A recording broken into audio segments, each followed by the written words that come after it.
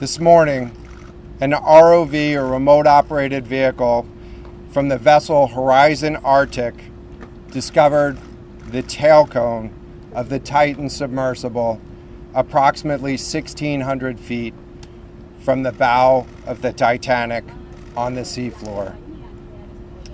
The ROV subsequently found additional debris.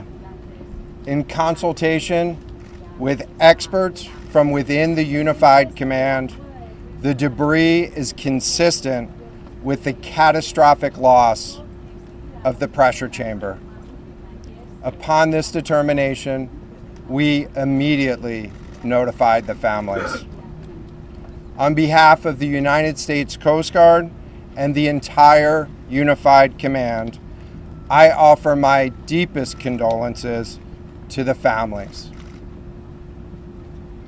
I can only imagine what this has been like for them, and I hope that this discovery provides some solace during this difficult time.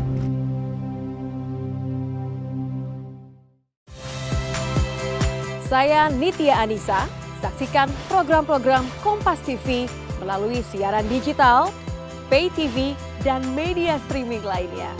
Kompas TV, independen, terpercaya.